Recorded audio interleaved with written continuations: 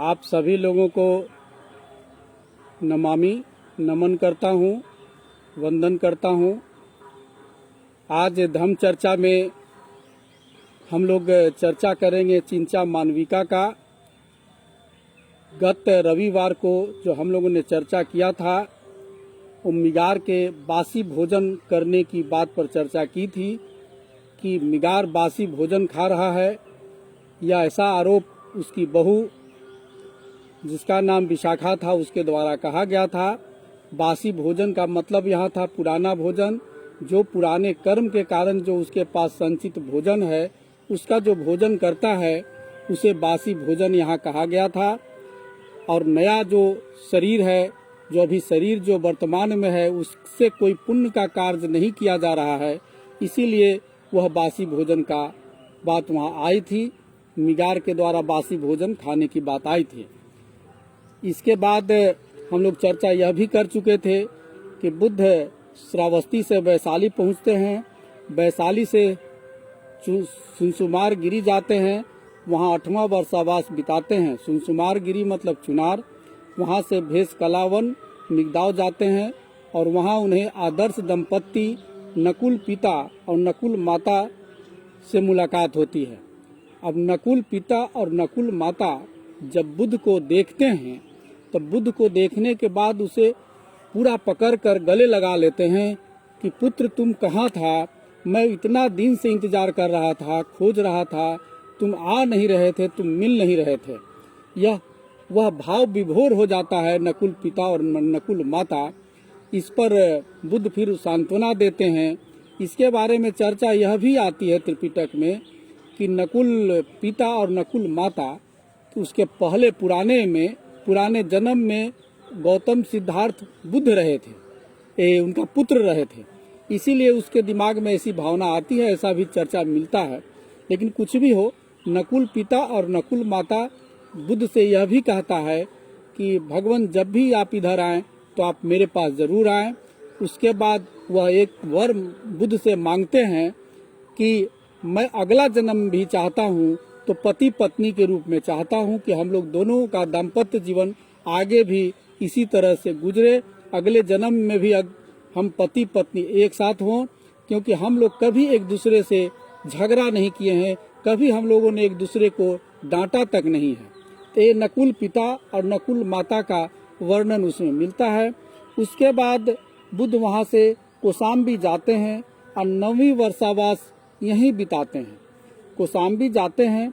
कौशाम्बी में यह भी देखने को बाद में मिलता है कि वहाँ भिक्षु संघ में कलह उत्पन्न हो जाती है कुछ दंड भिक्षु के द्वारा देने पर।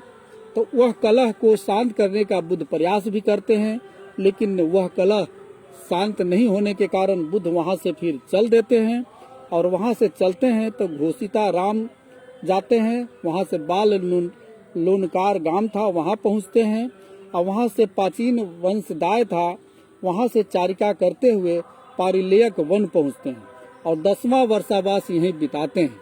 उसके बाद फिर श्रावस्ती पहुँचते हैं। इस बीच में एक घटना और होती है कि जब कौशाम्बी में 9वीं वर्षावास बुद्ध बिताते हैं तो वहाँ से वो कुरुक्षेत्र जाते हैं। कुरु देश, उस समय कुरु देश कहलाता था, और वहाँ का एक नगर था, निगम था, जिसे कम्मा सदम्ब कहते हैं। कम्मा सदम्ब नामक निगम था, मतलब छोटा सा टाउन रहा होगा, विलेज टाउन जिसे कह सकते हैं। वहाँ का मागंदीय ब्राह्मण था और अपनी पुत्री के साथ बुद्ध का विवाह करना चाहता था। तो उसकी जो बेटी थी, कन्या थी, उसका नाम था मागंदिया। यहाँ ब्राह्मण का नाम था मागंदीय और उसकी बेटी का नाम था मागंदिया, जो वर्णन मिलता है इसमें। तो बुद्ध के सामने, तथागत के सामने यह प्रस्ताव रखा कि हे भंते, हे भगवान, आप हमारी बेटी को स्वीकार करें और आप हमारी बेटी के साथ शादी कर लें। बुद्ध ने उसे मना कर दिया। उसके बाद बुद्ध वहाँ से पहुँचते हैं कौशाम्बी। कौशाम्बी से फिर श्रावस्ती चले जाते हैं। श्रावस्ती जाते हैं तब बुद्ध चूंकि अब 10 वर्षावास बिता चुके हैं। 10 वर्षावास बिता चुके हैं मतलब बुद्ध बने हुए उनका 10 साल हो चुका। तब बुद्ध की ख्याति, मंगल कीर्ति दूर दूर तक फैल गई।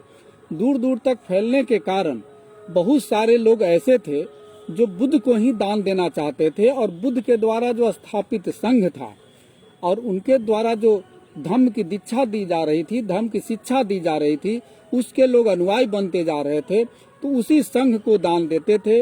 बाकी जो भी लोग थे, तृतीय तृतीय जिसको कहते हैं, वो लोग या और जो लोग भी थे, वो लोग को दान कम मिलने लगा। तो उन लोगों में यह लगा कि बुद्ध जैसे जैसे उम्र बढ़ता जा रहा है, बुद्ध आगे की ओर बढ़ते जा रहे हैं, वैसे वैसे हम लोगों का दान कम होते जा रहा है। तब बुद्ध को बदनाम करने की साजिश भी रची जाने लगी कि बुद्ध को कैसे बदनाम करें।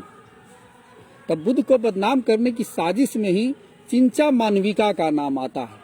चिंचा बहुत सुंदरी थी और एक परिव्राजिका थी, माने अब सन्यासिनी थी। वो एक साधुनी थी, साधु कहिए, और बहुत सुंदर थी, रूपवती थी, और इतना बढ़िया रूप था कि कोई भी उसको देखकर उस पर मोहित हो जाता था।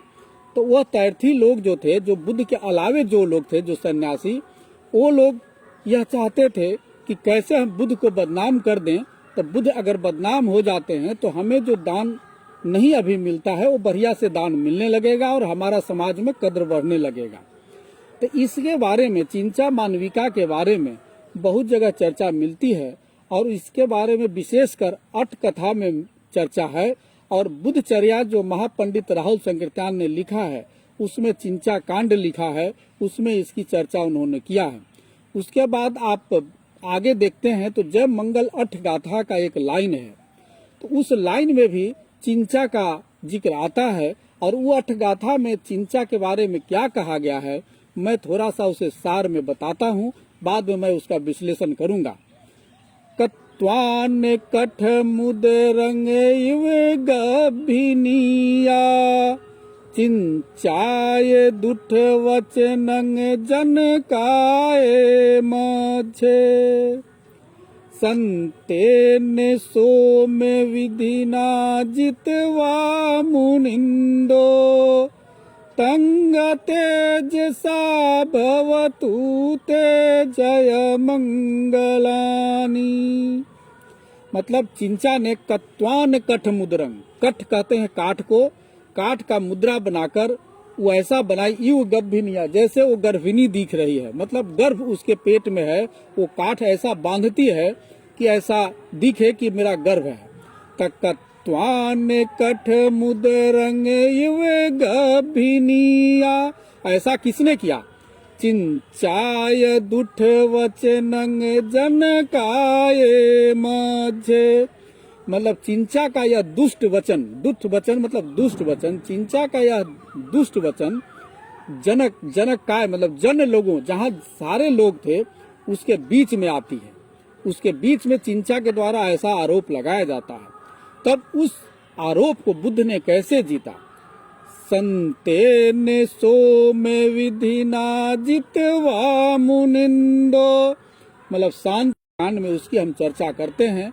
तो चिंचा जब सुंदर थी, परिवारजिका थी, सन्यासिनी थी, तो उसको तीर्थीय लोग थे, उसको कहे कि तुम ऐसा रूप बनाओ ताकि बुद्ध के बारे में लोग नफरत उत्पन्न करें। तो वो क्या करने लगी कि जब बुद्ध श्रावस्ती के जेत वन में ठहरे हुए थे, तो शाम के समय जब बुद्ध से मिलकर लोग लौटते थे, तब उस शाम में पूरा सजो सज के धज के, लाल कपड़ा पहन के, जितना अपने आप को सुसज्जित कर सकती थी बन ठन के, और सेक्सी रूप धारण करके वो जाती थी।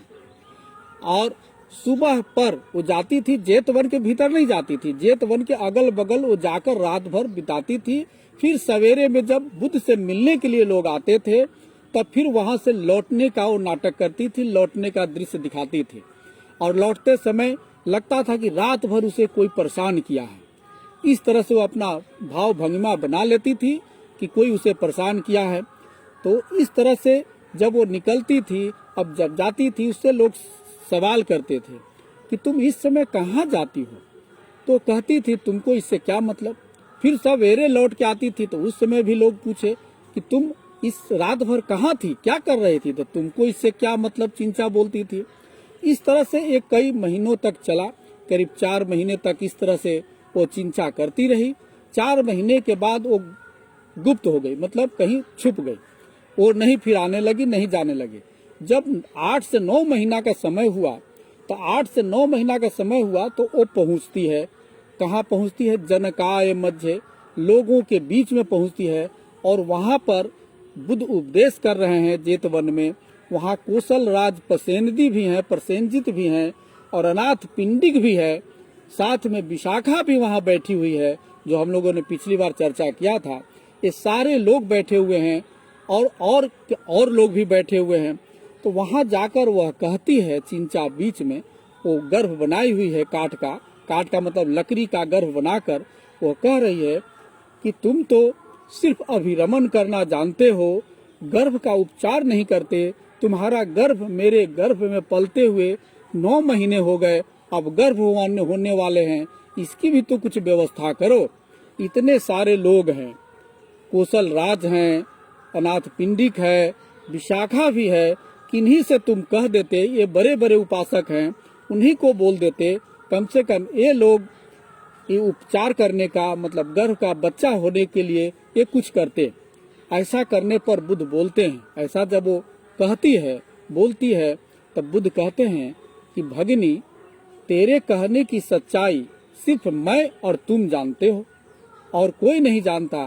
तो क्या है? यही तो मैं कह रहा हूँ कि सारे के सारे जानते हैं, सिर्फ मैं और तुम नहीं जानते, सब कोई इस बात सच्चाई को जानता है।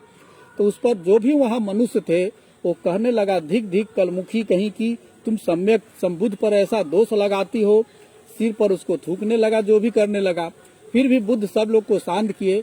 बुद्ध ने अपनी आंख को बंद किया और फिर आंख को खोला। आंख को बंद किया, आंख को खोला। इसके बारे में वहाँ चर्चा मिलती है कि वो उसका जो काठ का बंधा हुआ था वो लकड़ी गिर जाता है। इसके बारे में यह भी कहा जाता है कि उसमें चूहा का एक बच्चा घुस गया और वो गिर गया, ऐसा वर्णन मिलता है। और दूसरा यह भी है कि हवा का एक झोंका चला, जिसके कारण जो कपड़ा पहनी हुई थी लहंगा उड़ने लगा, तो पेट ढीला हो गया, उसके कारण वो गिर गया, और गिर गया तो पैर पर चोट भी लग गया। अब काटो तो खून नहीं। अब बहुत वो चिंतित हो गई, परेशान हो गई। उसके तरफ लोग दौड़ने लगे, हाथ में ढेला डंडा लेके दौड़ने लगे और जेतवन से बाहर उसको निकाल दिया। जब तक वो बुद्ध की सामने थी, जब तक उनके लोचन के व्यू में थी, तब तक वो ठीक थी। लेकिन उसका वर्णन मिलता है कि उनके लोचन से जैसी ओझल होती है, तो ओझल होने के बाद वो मर जाती है। कहने का मतलब पृथ्वी के अंदर घुस जाती है, मतलब पृथ्वी फट जाती है, धरती फट जाती है, ऐसा वर्णन मिलता है। कुछ जगह ऐसा भी वर्णन मिलता है कि बुद्ध कहते हैं कि देवी, मनुष्य गलतियों का ही पुंज है, और जो गलती जानबूझकर की जाती है वह पाप की श्रेणी में आती है। तुम जाओ, रोगियों की सेवा करो, तुम्हारे मन के सारे विकार धुल जाएंगे। और वो बुद्ध के पैर पर गिर जाती है, ऐसा भी वर्णन मिलता है। लेकिन विशेष वर्णन यही मिलता है कि उसके बाद उसकी मौत हो जाती है। उसके बाद जो तैर्थिक थे, जो आरोप लगवाकर, ऐसा आरोप लगाने के लिए चिंचा को तैयार किए थे, वो सारे लोग वहां से भाग जाते हैं। यही चिंचा के बारे में कथा है, चिंचा मानविका के बारे में। यहाँ एक प्रसंग मैं यह भी बता देना चाहता हूँ कि मानवक कहते हैं, जो विद्यार्थी है, युवती है, विशेषकर ब्राह्मण, उसको मानवक कहते हैं। और मानविका उसे कहते हैं जो स्त्री है, युवती है, जो ब्राह्मणी स्त्री है, उसे मानविका कहते हैं। तो यही चिंचा मानविका के बारे में चर्चा है, यही लिखित मिलता है। इसके बाद हम लोग जो चर्चा करेंगे वो राष्ट्रपाल की चर्चा करेंगे, जिसे हम रठपाल कहते हैं। तो अगले जो भी रविवार होगा, अगले के अगले रविवार, अगला रविवार का कार्यक्रम हम लोग का नहीं होगा, उसके अगले के अगले जो रविवार होंगे उस समय हम लोग रठपाल की चर्चा करेंगे। साधु साधु साधु।